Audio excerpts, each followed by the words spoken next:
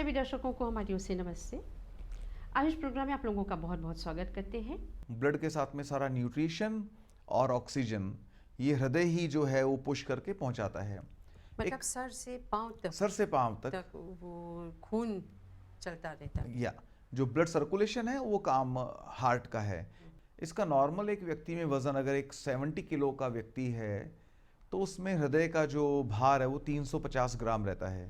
350 ग्राम इसका वजन रहता है और ये एक बहुत ही पर्टिकुलर, एक बहुत ही रिदमिक साइकिल में काम करता है जिसको हम ईसीजी में देखते भी हैं। तो ईसबगोल को हम लोग पहले लेंगे। तो this becomes like half tea spoon. Half tea spoon को डाल के हमने हिला दिया। ईसबगोल थोड़ा सा फूल जाता है। उसके बाद हमने 1/4 teaspoon full, this is 1/4 teaspoon full, हमने दालचीनी या सिनेमॉन लिया, इसको शेक कर दिया। Then we have got another 1/4 teaspoon full of Arjun छाल, इसको भी हमने बीच में डाल के बीट कर दिया। आंवला ऑलरेडी त्रिफला में है तो हम लोग त्रिफला लेंगे और वही करीब करीब आधा टी स्पून। ये डालने के बाद में आप इसको अच्छे से हिला लें और इसको बार बार हिलाकर आपको इसको एक बार में पीना है। दिन में ऐसा आपको 2 बार पीना है। ये आपका 2 बार का ड्रिंक है एंड हार्ट के लिए बहुत बहुत बहुत प्रोटेक्टिव है, बहुत इफेक्टिव है। लेकिन तभी जब आप चीनी, नमक और तेल, घी और स्मोकिंग कम करेंगे तभी ये दवाइयाँ काम करेंगी। डॉक्टर जी, अब हम आते हैं कैसे हम अपने हृदय को ठीक रखें, फिट रखें। तो सबसे पहले हम बच्चों को क्या करना चाहिए, फिर जवान और वृद्ध लोगों को क्या करना चाहिए ताकि उनका जो हृदय है वो ठीक रहे। जी हाँ, जैसे कि सेइंग है कि prevention is better than cure. और जो हृदय रोग है, हार्ट डिजीज, ये तो वर्ल्ड का नंबर 1 किलर है। This is the biggest cause of death. इसके बाद में कैंसर्स आते हैं। तो जब दुनिया में मैक्सिमम अधिकतर मृत्यु हृदय रोग से होती है तो सभी को जो है हृदय की तरफ सजग रहना चाहिए और जितना जल्दी हो सके, आपने सही बोला, बचपन से ही जो है हार्ट का विशेष ध्यान रखना चाहिए। फॉर्चुनेटली बच्चे जो हैं वो आउटडोर एक्टिविटीज़ में ज़्यादा रहते हैं, खेलते कूदते हैं और उनका हार्ट नया होता है ना। अभी वो नया ऑर्गन है, एक नए मशीन की तरह, तो उनमें हृदय रोग कम होते हैं। हालांकि कुछ बच्चों में पैदा होते ही हृदय के रोग मिलते हैं। देखिए, जब बच्चा माँ के पेट में होता है तो हार्ट का स्ट्रक्चर अलग रहता है क्योंकि उस हार्ट को तो ऑक्सीजन सप्लाई नहीं करना है वो, क्योंकि बच्चा तो सांस नहीं लेता। तो हृदय जो है उस ब्लड को लंग्स में नहीं भेजता है ऑक्सीजन प्यूरिफिकेशन के लिए, ऑक्सीजन लोडिंग के लिए। तो हृदय में कुछ अलग तरह का स्ट्रक्चर रहता है जब बच्चा माँ के पेट में रहता है। उसमें 2-3 तरह के ओपनिंग्स रहती हैं जो कि बच्चे के पैदा होने के बाद में वो बंद हो जाती हैं। कुछ बच्चों में वो छेद पैदा होने के बाद भी बंद नहीं होते, तो बोलते हैं बच्चे को जन्मजात दिल का रोग है, बच्चे के दिल में छेद है।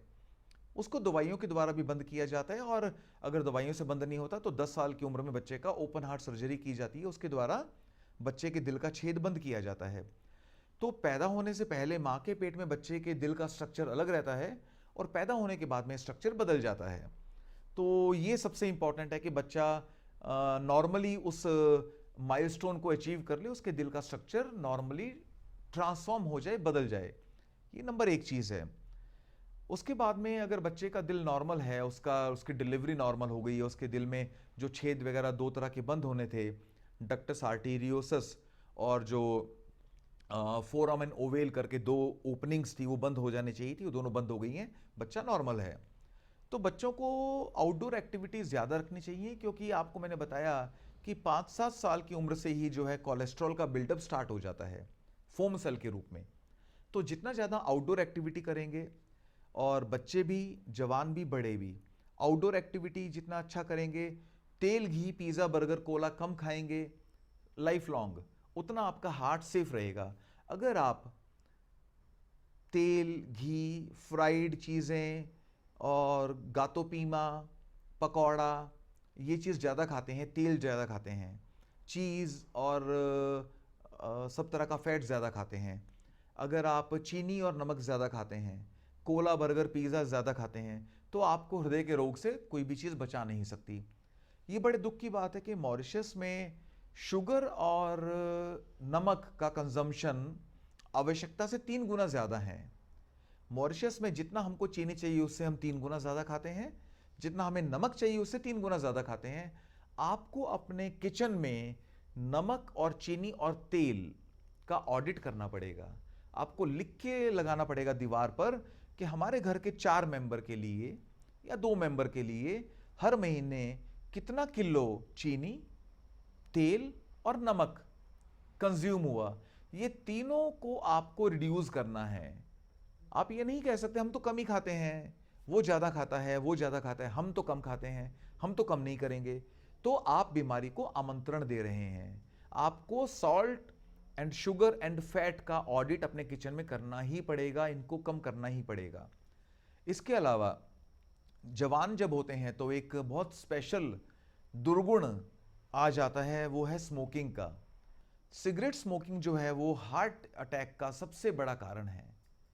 सिगरेट स्मोकिंग जो है वो तेल और घी और नमक और चीनी सबसे ज़्यादा खतरनाक है। क्यों खतरनाक है? सिगरेट स्मोकिंग में हमको कार्बन मोनोऑक्साइड नाम का जहर मिलता है, जो कि कार्बन डाइऑक्साइड का एक प्रारूप है। और कार्बन मोनोऑक्साइड जो है वो हमारे हीमोग्लोबिन के साथ में 300 गुना ज़्यादा ताकत के साथ में चिपका रहता है, हमारे हीमोग्लोबिन को ऑक्सीजन को नहीं लेने देता। देखिए हमारा हार्ट जो है, हीमोग्लोबिन जो है, ऑक्सीजन के साथ में लूज बॉन्ड बनाता है, क्योंकि हमारा हीमोग्लोबिन लंग्स में जाएगा, ऑक्सीजन को उठाएगा और सेल में जाके छोड़ देगा। उनमें स्ट्रॉन्ग बॉन्ड नहीं होता, लूज बॉन्ड रहता है। लेकिन जब आप स्मोकिंग करेंगे तो आपके हीमोग्लोबिन को ऑक्यूपाई कर लेगा कार्बन मोनोऑक्साइड, तो आपका हीमोग्लोबिन ऑक्सीजन को डिलीवर नहीं कर पाएगा। इसके अलावा 160 टाइप के कार्सिनोजन रहते हैं स्मोकिंग में। तो जवानी में आपको सिगरेट से पीछा छुड़ाना है, स्मोकिंग से बचना है, अल्कोहल से बचना है। और कई बार जवान होने के साथ में बचपन का जो एक एक अच्छा एस्पेक्ट था आउटडोर गेम्स का, आप बाहर जाते थे, मित्रों के साथ खेलते थे, वो छूट जाता है, क्योंकि आप तो एक अधिकारी बन गए, आप तो बिजनेसमैन बन गए, आप तो गाड़ी में बैठ के ऑफिस जाते हैं, लिफ्ट में ऑफिस पहुंचते हैं, है ना, आप हर चीज़ के लिए रिमोट है, आप उठ के किचन तक नहीं जाते पानी पीने के लिए। तो आपकी फिजिकल एक्टिविटी कम होती जाती है। और उसके बाद में आता है स्ट्रेस। जवानी के साथ में और टीन एज के साथ में, टीन एज में आपको स्कूल में परफॉर्मेंस का स्ट्रेस, आपको पीयर्स का स्ट्रेस, रिलेशनशिप का स्ट्रेस, बिकॉज आप अडल्ट हो रहे हैं, माँ बाप की छत्र छाया से निकल रहे हैं, उसका स्ट्रेस। फिर आपको जवान होकर जॉब का प्रॉब्लम, आपके एक्सपेक्टेशंस, आपको फैमिली, फ्रेंड्स, फाइनेंसेस, हेल्थ, सबका स्ट्रेस। तो स्ट्रेस आपकी रोगों को बढ़ाता है। आयुर्वेद बोलता है विषादो रोग वर्धना नाम। अगर आप स्ट्रेस में रहेंगे आपके हर प्रकार के रोग बढ़ जाएंगे। तो आपको स्ट्रेस से मुक्त रहना है। और स्ट्रेस से मुक्त कैसे रहना है? एक गुरु मंत्र है तनाव से मुक्त रहने का। कुछ लोग इसको मान लेंगे, फॉलो कर लेंगे, कुछ लोग नहीं कर पाएंगे। वो है you have to have realistic expectation. आपकी जो अपेक्षा है दुनिया से वो रियलिस्टिक होनी चाहिए, जो पॉसिबल है। आपको ऐसी उम्मीद करनी चाहिए आपके पास में आपकी हेल्थ, आपका बैंक बैलेंस, आपका गाड़ी, घर, रिलेशनशिप, सब कुछ, आपकी सोसाइटी, वो सब लोग कैसे रिएक्ट कर रहे हैं, आप उनसे बहुत ज़्यादा उम्मीद नहीं कर सकते। अगर आपकी एक्सपेक्टेशंस जो हैं अनरियलिस्टिक हैं तो आपको तनाव आएगा, नहीं तो आपको तनाव नहीं आएगा। इसके अलावा आपको फिजिकल एक्टिविटी में प्राणायाम, सबसे इंपॉर्टेंट जो 2 प्रकार के प्राणायाम है वो है अनुलोम विलोम और कपालभाति। कपालभाति तो सीधा सीधा आपके कोलेस्ट्रॉल को जला डालता है। एक साथ आपके लिवर को, हार्ट को, किडनी को, पेनक्रियाज को, पेट को, इंटेस्टाइन को, सबको ताकत देता है कपालभाति। क्योंकि हमारा जो अपर एब्डोमेन है, हमारा जो डायफ्राम का एरिया है, ये नॉर्मली उतना मूव नहीं करता। ये सांस के साथ में इतना इतना हिलता रहता है, इससे ज़्यादा हिलता नहीं है। लेकिन जब कपालभाति करेंगे आप तो बहुत तेज़ी के साथ में ये रिगरस मूवमेंट में जाता है। इससे ये सारे मिड एब्डोमेन के सारे ऑर्गन बहुत तेज़ एक्टिविटी में आते हैं। इनका ब्लड सर्कुलेशन बढ़ जाता है, इसमें कोई ब्लॉकेज है तो रुक जाती है, ख़त्म हो जाती है, टूट जाती है। और ये ऑर्गन हेल्दी रहने से हार्ट, लंग्स, लिवर और पेनक्रियाज और पेट और इंटेस्टाइन, ये सभी ऑर्गन कपालभाति से हेल्दी रहते हैं। तो कपालभाति जो है आपको फिजिकल बेनिफिट देती है, ज़्यादा ऑक्सीजन देती है, लेकिन मानसिक शांति के लिए जो कपालभाति के अलावा एक और प्रकार का प्राणायाम है वो है अनुलोम विलोम। वो मानसिक शांति देता है।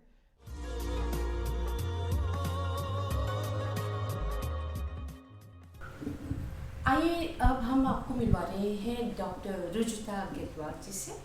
और हम यहाँ पर यानी कि कालवास यूनिवर्सिटी स्ट्रेस जो हॉस्पिटल है, आयुर्वेदिक हॉस्पिटल है, तो चलिए हम आपको डॉक्टर रुजुता जी से मिलवाते हैं। रुजुता डॉक्टर जी हमारे से नमस्ते। नमस्ते। आयुर्वेद का तो पहला प्रिंसिपल ही यही है कि स्वस्थस्य स्वास्थ्य रक्षणम आतुरस्य विकार प्रशमनम, यानी जो हेल्दी है उनका हेल्थ मेंटेन करना, जो स्वस्थ है उसे स्वस्थ कैसे रखे, और यदि किसी कारण से वो बीमार हो गई है तो वो बीमारी कैसे दूर करे। तो ये दो इम्पॉर्टेंट पार्ट होते हैं।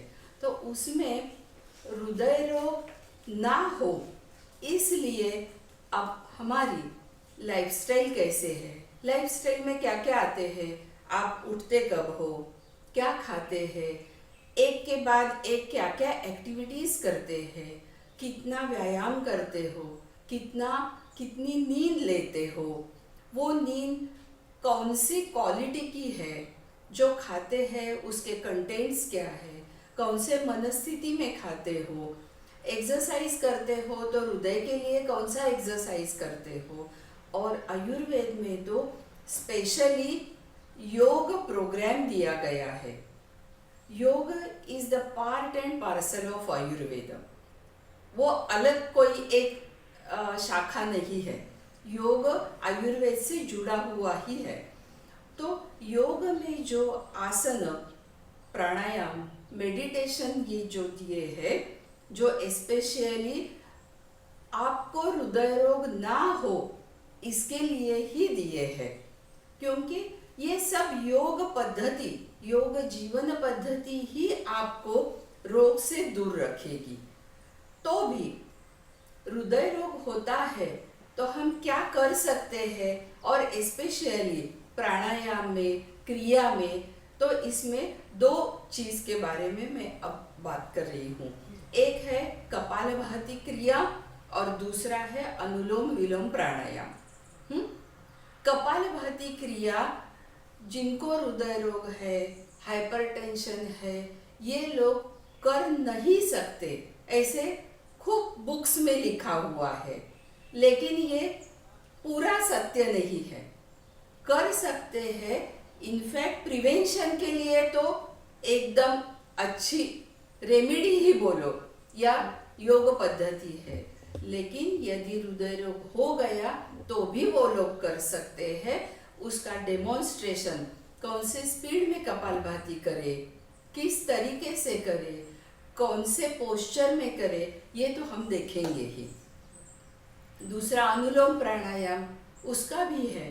तो इसमें मैं आपको एक स्पेशल बात बताना चाहती हूँ कि प्राणायाम में भी दो तरीके के पंथ है, जिसे व्यास बोलते हैं और वशिष्ठ बोलते हैं।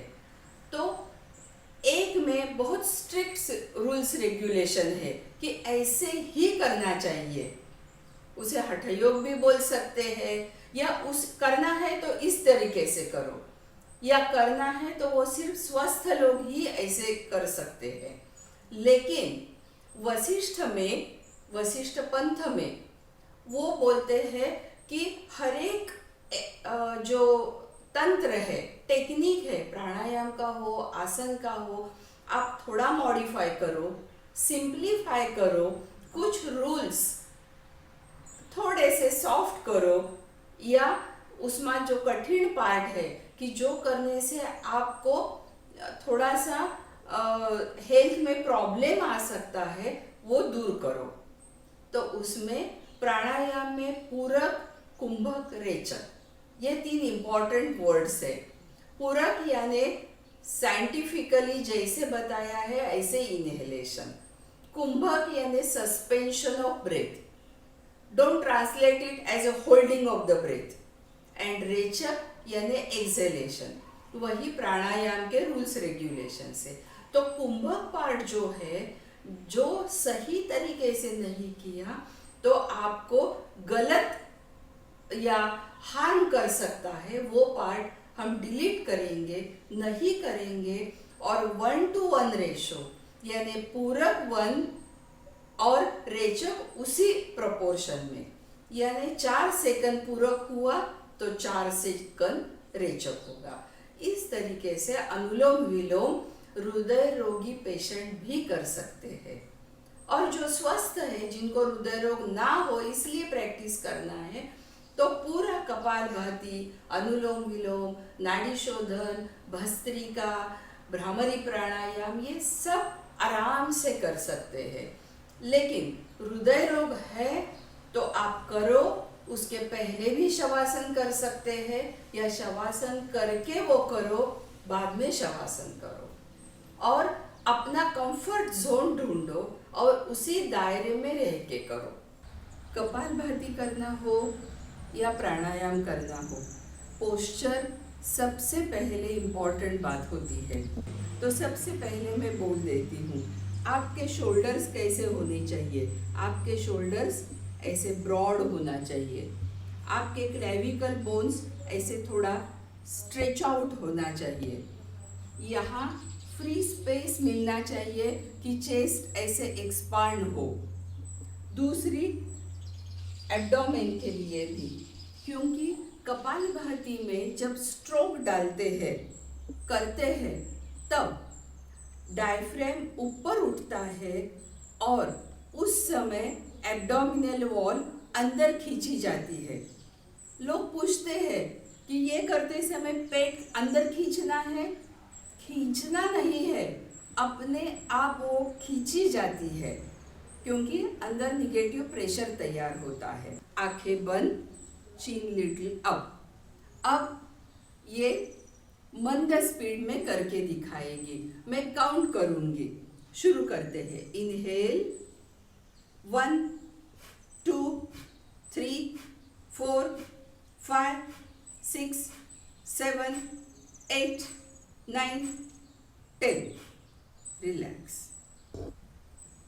ये स्पीड जो पेशेंट्स हृदय के लिए कर रहे हैं, यानी जिनको हृदय रोग है या हृदय की बीमारी है, कार्डियक प्रॉब्लम है, उन्हें इस स्पीड में 10 करो रुको, 20 करो रुको, ऐसे करके ज़्यादा से ज़्यादा 120 तक जाना है। बाद में धीरे धीरे आपकी क्षमता जैसी बढ़ेगी आप स्ट्रोक्स बढ़ा सकते हैं, लेकिन इससे फास्ट नहीं। मैं दिखाती हूँ इससे कि मध्यम स्पीड में कैसे करते हैं।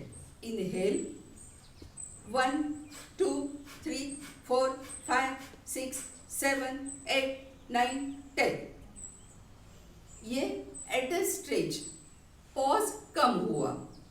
अब थोड़ा सा और फास्ट की जो हेल्दी लोग कर सकते हैं और एट अ स्ट्रेच 120 तक जा सकते हैं। शुरू करते हैं।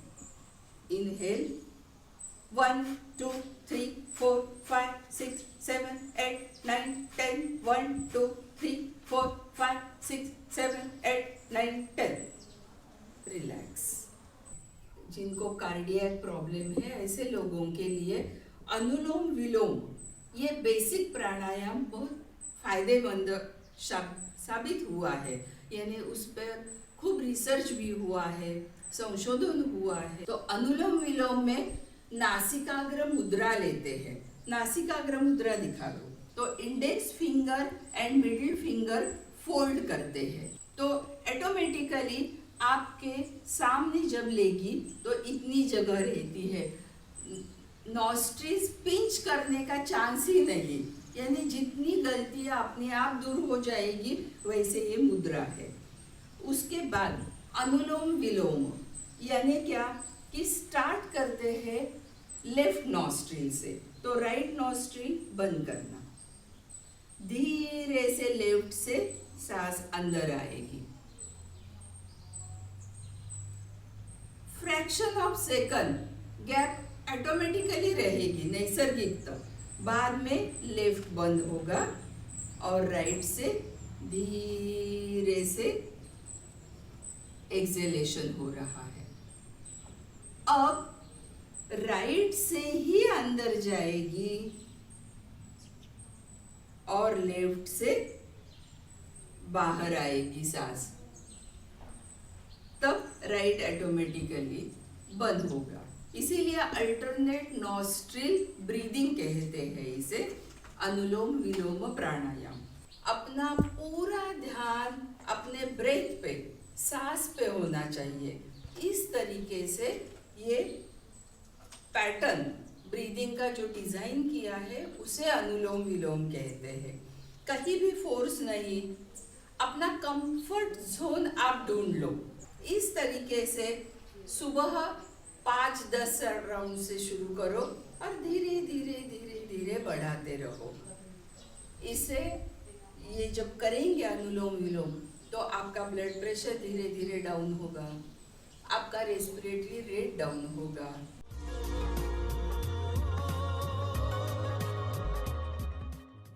प्रति सप्ताह एवरी वीक 150 मिनट का 150 मिनट का आपको एक्सरसाइज 150 मिनट की करनी है। आपकी उम्र के हिसाब से वो एक्सरसाइज जो है जिम्नेजियम में हो सकती है, कार्डियो हो सकता है, आप बैडमिंटन खेल सकते हैं, स्पोर्ट्स खेल सकते हैं, स्विमिंग कर सकते हैं। अगर आपकी आयु अलाउ नहीं करती, अगर आप ज़्यादा उम्र के हैं, तो आपको कार्डियक वॉक करना है। कार्डियक वॉक का मतलब होता है कभी तेज चलना, सांस चढ़ने पर थोड़ा धीरे हो जाना, फिर तेज चलना, फिर धीरे चलना। आपका सांस फूलना चाहिए, सांस फूलने पर आपको धीरे हो जाना चाहिए। ये एक सप्ताह में 150 मिनट का आपको वॉक या एक्सरसाइज करना ही करना है, तभी आपका हार्ट हेल्दी रहेगा। आज का युग है, जो आज की जनरेशन है, इसको बोलते हैं वाई जनरेशन। ये पूछती है वाई, क्यों? कहना सुनने में बड़ा अच्छा लगता है एक्सरसाइज करो। तो एक पुराना ज़माना था हम लोगों का, जब हमको कोई बोलता था तो हम उसको मान लेते थे, because we are not from the Y generation. हम पलट कर नहीं पूछते थे अपने गुरुजी से, माता पिता से, क्यों। लेकिन आज की जनरेशन ज़्यादा एनलाइटेंड है, अच्छी बात है, वो पूछती है क्यों। आपके दर्शकों को मैं बताना चाहूँगा ताकि वो इस क्यों का जवाब ले सकें और तभी वो अच्छे से इस चीज़ को फॉलो कर पाएंगे। जब हम एक्सरसाइज करते हैं तो हमारे बॉडी का एक्सेसिव कोलेस्ट्रॉल जल जाता है, खत्म हो जाता है, हमारा कोलेस्ट्रॉल कम होता है। हम जितना आराम करते हैं और जितना ज़्यादा चीनी, नमक और तेल घी लेते हैं, उतना कोलेस्ट्रॉल बढ़ता है। तो कोलेस्ट्रॉल बढ़ता है तो हमारे नाड़ियों में, हमारे आर्टरीज में जमा होने लग जाता है और हमारे बॉडी की, नॉट ओनली हार्ट में, हमारे बॉडी की जो हजारों किलोमीटर की कैपिलरीज हैं, उन सब में कोलेस्ट्रॉल जमा होता है। एक्सरसाइज करने से कोलेस्ट्रॉल कम होता है, पहली बात। दूसरी बात, एक्सरसाइज करने से जब हमारा हार्ट तेजी के साथ पंप करता है तो हमारे हार्ट में कोलेटरल सर्कुलेशन पैदा होता है। आप ऐसा मान लें कि अगर आपका एक हाईवे ब्लॉक हो गया, आपका मोटरवे ब्लॉक हो गया, आपके मोटरवे पर अगर एक एक्सीडेंट हो गया, तो साइड के सड़कों से जो लिंक रोड हैं वहाँ से ट्रैफिक डाइवर्ट हो जाता है। ऐसे ही जब हमारा हार्ट ब्लॉकेज में जाता है और हम एक्सरसाइज करते रहते हैं, तो हमारा वो मेन हाईवे, मेन मोटरवे से साइड में जो लिंक रोड है हमारे हार्ट में, कोलेटरल सर्कुलेशन पैदा हो जाता है, नए ब्लड वेसल बन जाते हैं, नए चैनल बन जाते हैं, नए आर्टरी बनती हैं, उसको बोलते हैं कोलेटरल सर्कुलेशन, नियोवास्कुलराइजेशन, नए ब्लड वेसल का बन जाना। तो जब नए ब्लड वेसल बनते हैं तो हमारे हार्ट के हर हिस्से को प्रॉपर ऑक्सीजन सप्लाई और प्रॉपर नरिशमेंट मिलता रहता है, प्रॉपर ब्लड सप्लाई मिलती है और हमको बड़ा हार्ट अटैक नहीं आता। तो आपकी मेन आर्टरी ब्लॉक होने के बावजूद भी आपकी एक्सरसाइज आपको बड़े हार्ट अटैक से बचा सकती है। आयुर्वेद में बहुत प्रकार की औषधियाँ बताई गई हैं, उनमें एक विशेष वर्ग बताया गया है कि जो हमारे सिट्रस फ्रूट हैं, जो हमारे खट्टे फल हैं, वो हृदय के लिए अच्छे बताए गए हैं, उनको हृदय कहा गया है। इवन नींबू वगैरह जो हैं, नींबू और नारंगी और जो भी खट्टा सावर फ्रूट जो है वो अच्छा बताया गया है। इसके अलावा हृदय को पैदा करने में जो मेन कल्प्रिट है वो कोलेस्ट्रॉल है, यानी कि तेल और घी। हाँ। तो उससे बचाव के लिए त्रिफला और अर्जुन, ये दो प्रकार के चीज़ें बताई गई हैं। त्रिफला में हरड़, बहेड़ा, आंवला 3 हर्ब्स आती हैं और चौथी हर्ब है अर्जुन और पांचवा है ईसबगोल, सिलियम हस्क। ये पांचों जो हर्ब्स हैं ये बहुत ड्राई हैं। कोलेस्ट्रॉल तो तेल घी है, ये हर्ब्स बहुत ड्राई हैं, तो ये हमारे जो कोलेस्ट्रॉल को एब्जॉर्ब कर लेते हैं, बिकॉज ये बहुत ड्राई है, ये कोलेस्ट्रॉल को खींच लेते हैं और कोलेस्ट्रॉल को कम करने में मदद करते हैं। और जो हम लोग तेल घी खाते हैं उसको ये बॉडी में एब्जॉर्ब नहीं होने देते, उसको पेट में ही ये हरड़, बहेड़ा, आंवला, ईसबगोल और अर्जुन ये तेल घी को पेट में ही एंगेज कर लेते हैं, वो हमारे ब्लड में नहीं पहुंच पाता और कोलेस्ट्रॉल नहीं बन पाता। और इसके अलावा इनके जो माइक्रो न्यूट्रिएंट, इनके जो फाइटोकेमिकल्स हैं, हरड़, बहेड़ा, आंवला, अर्जुन, दालचीनी और ईसबगोल के जो फाइटोकेमिकल्स हैं वो ब्लड में पहुंच के वहां पर पड़े हुए कोलेस्ट्रॉल को भी रिड्यूस करते हैं। तो मॉरिशस में ये चीज़ें आराम से अवेलेबल हैं। इसके अलावा इंडिया में तो बहुत सारी और भी हर्ब्स हैं जो यहाँ पे अभी अवेलेबल नहीं है, उनको भी यहाँ पर अवेलेबल करवाएंगे हम। परंतु आज के दर्शकों के लिए मैं बोलना चाहूँगा, हरड़, बहेड़ा, आंवला जिसको बोलते हैं त्रिफला, फिर सिनेमॉन, अर्जुन और isabgol. Isabgol is psyllium husk जो यहाँ पे अवेलेबल है। उसके कैप्सूल भी आते हैं, लेकिन आपको उसका जो है हस्क लेना चाहिए, उसका पाउडर लेना चाहिए। ये 6 चीजें कमाल की हैं आपके कोलेस्ट्रॉल को कम करने के लिए और आपके हार्ट को ठीक रखने के लिए। बच्चे लोग भी ले सकते हैं? बच्चे लोगों को भी दिया जा सकता है थोड़ा बहुत, जैसे कि एक घर में कल्चर हो सकता है कि आप cinnamon T, Arjun T, triphala T बनाएं, तो वो काढ़ा बना के सभी लोग थोड़ा थोड़ा ले सकते हैं। तो दर्शकों, अपने स्वास्थ्य पर ध्यान दीजिए, आप तनाव से दूर रहिए और डॉक्टर के बताए हुए जो एडवाइस है उस पर आप अमल कीजिए, क्योंकि हम कहते हैं ना, हेल्थ इज़ वेल्थ। तो आप सदा स्वस्थ रहें, खुश रहें और जीवन का खूब आनंद लें। तो इसके साथ हम समाप्त कर रहे हैं आयुष प्रोग्राम। आपके ध्यान के लिए बहुत बहुत धन्यवाद। डॉक्टर रुचिता जी को और डॉक्टर ईश शर्मा जी को बहुत धन्यवाद देते हैं और आपके साथ के लिए धन्यवाद। हमारी ओर से नमस्ते।